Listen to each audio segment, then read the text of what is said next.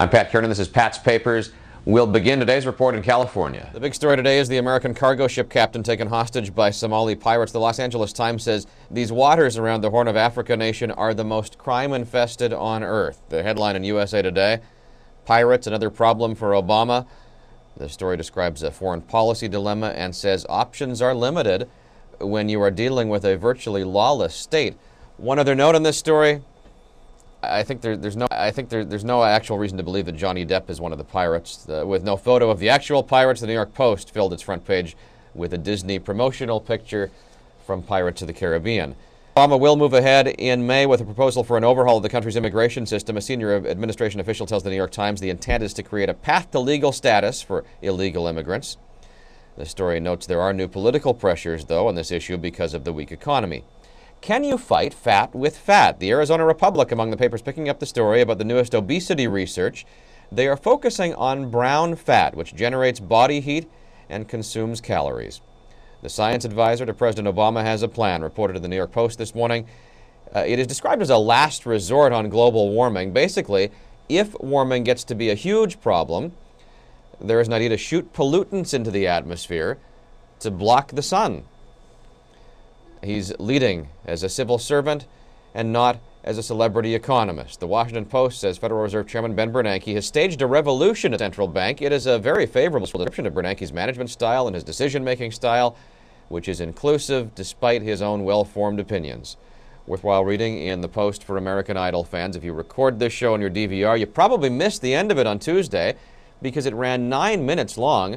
Lisa DeMarais says producers seem to have forgotten the fact that they added a fourth judge this year, which can mean that it takes longer to critique each contestant. The overrun means a lot of viewers missed the final performance, which means they may not have been able to vote based on that. That does not appear to have been a factor in the elimination for the week of Scott McIntyre. USA Today says Seth Rogen is hot. I think that might be overstating it a bit, but he has lost the overweight everyman look. He hired a trainer to prepare for his role as the Green Hornet. The Omaha World Herald says when you walk down a store's pet food aisle these days, you'll find an almost dizzying array of products. Some ideas today in that newspaper on how to choose for your pet. The Dogmobile's on page 3 of the New York Post. Honda has a canine edition of the Element. They're showing it off at the New York Auto Show this week. It includes a bed for your dog, even a doggy ventilation system. The Wall Street Journal reports the bowtie has escaped its old-school reputation. It's become hip again. Here's one sentence from the story. After years under the chins of the pocket protector crowd, the bowtie is cool. It now appears on Gossip Girl characters, fashion runways, and sports stars, as well as young hipsters.